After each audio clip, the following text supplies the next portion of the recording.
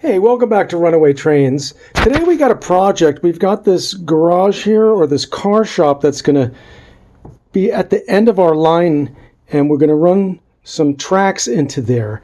And now with the KATO tracks, you've got like this sort of built-in ballast, and when it goes indoors there, it's going to look weird if the track is ballast. So what we did is at our local train store, we got this nice sheet of kind of gray colored plastic that we're going to snip. I'll show you in a second.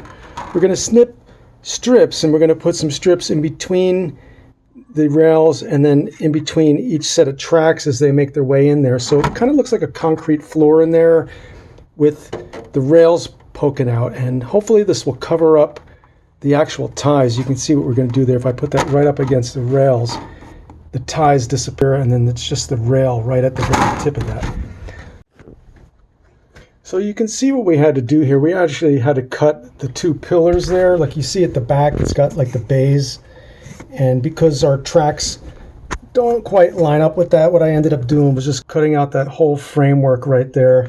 So there's a big wide opening, and the tracks will just go right to the end of the building there.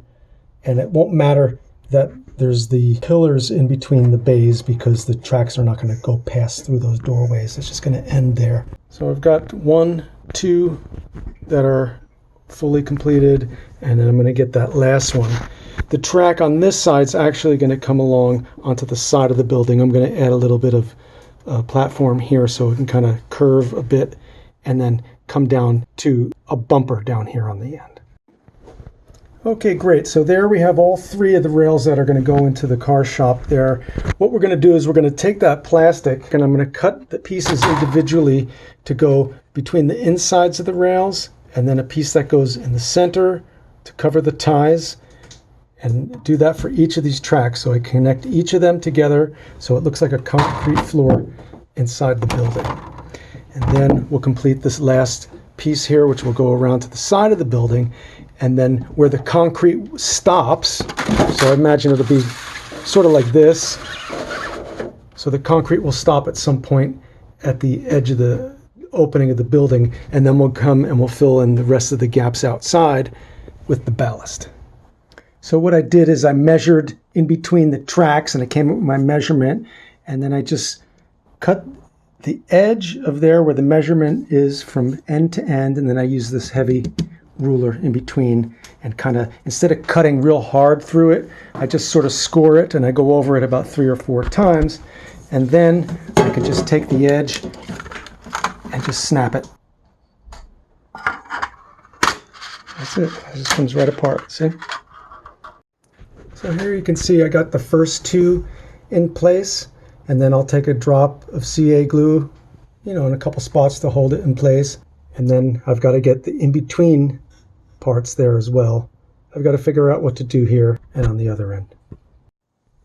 So that's what I've got so far.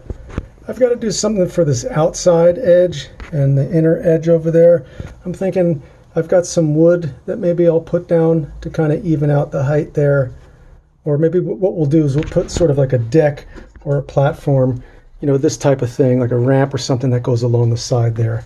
I think maybe that's the solution. And then I don't have to put as much of the plastic on this side. I just need enough to cover, that much of it from here to here. What do you think so far?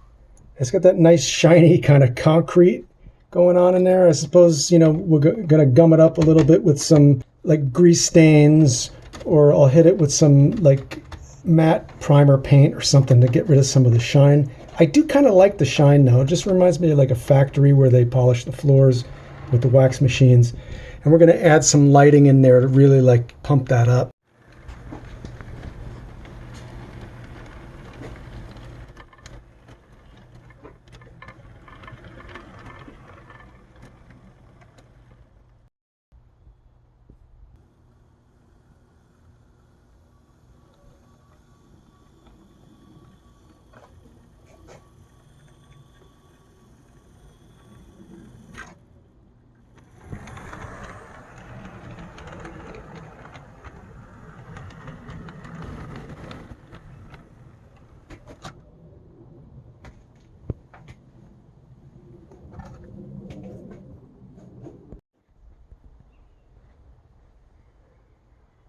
Well, there it is, our little loading dock and our concrete floor inside the car shop there.